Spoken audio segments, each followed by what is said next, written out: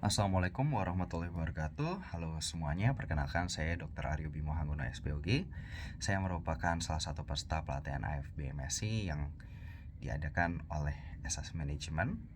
Pelatihan ini dilakukan pada Sabtu 18 Oktober 2025 dengan pembicaranya adalah Dr. Dito Anurogo MSc PhD bersama dengan moderator dengan Mas Raffi dari tim SS Management. Saya mengikuti di batch 5 dari pelatihan ini dan sungguh mendapatkan banyak sekali ilmu baru, wawasan mendalam, dan inspirasi untuk pengembangan riset di masa depan, apalagi profesi saya yang sebagai dosen di Fakultas Kesehatan dan Kedokteran. Dalam pelatihan ini, kami mempelajari secara menyeluruh mengenai konsep biomarker, mulai dari definisi, klasifikasi, proses validasi, hingga penerapan biomarker dalam riset dan praktis klinis. Salah satu poin penting yang sangat menarik adalah mengenai biomarker non-invasif, yaitu biomarker yang dapat dideteksi melalui cairan tubuh seperti darah, urin, saliva, atau cairan amnion, tanpa perlu tindakan invasif atau pembedahan. Pendekatan non-invasif ini menjadi tren global karena lebih aman, lebih cepat, dan dapat diterapkan untuk screening, diagnosis dini, serta pemantauan terapi berbagai penyakit. Kami juga membahas bagaimana tata laksana medis kini mulai disesuaikan dengan profil biomarker pasien atau yang dikenal dengan personalized medicine.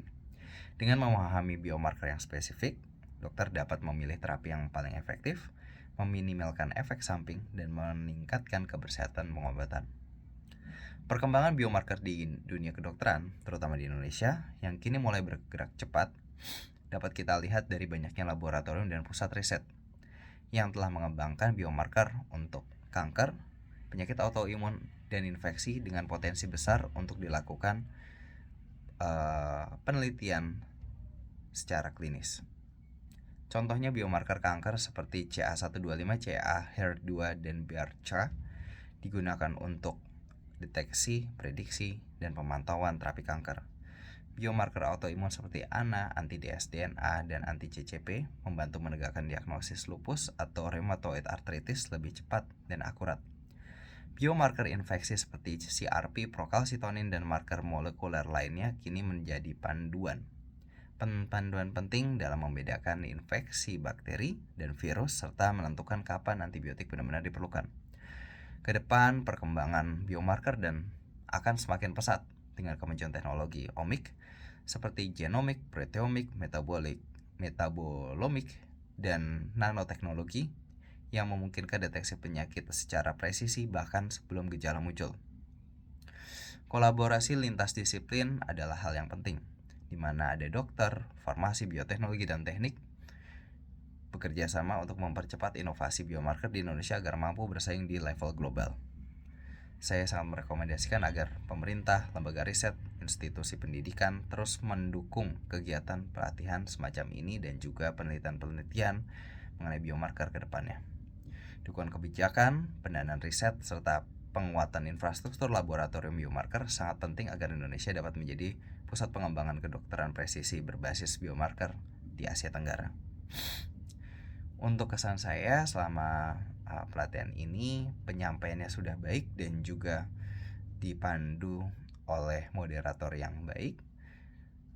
Yang perlu kita pelajari bersama dari ilmu-ilmu yang sudah didapat adalah bagaimana cara kita untuk mengembangkannya.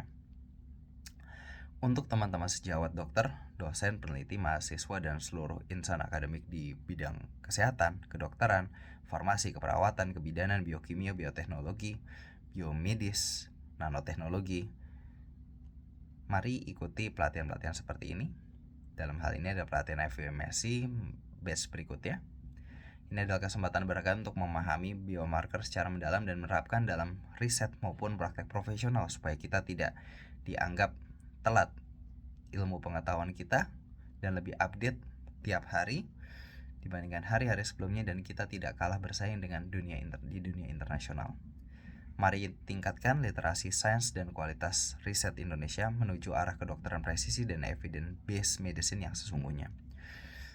Terima kasih kepada tim keseluruhannya. Semoga kita semua terus berkembang, berkolaborasi, dan berkontribusi nyata bagi kemajuan riset biomarker dan dunia kedokteran Indonesia. Wassalamualaikum warahmatullahi wabarakatuh. Sampai jumpa kembali. Terima kasih.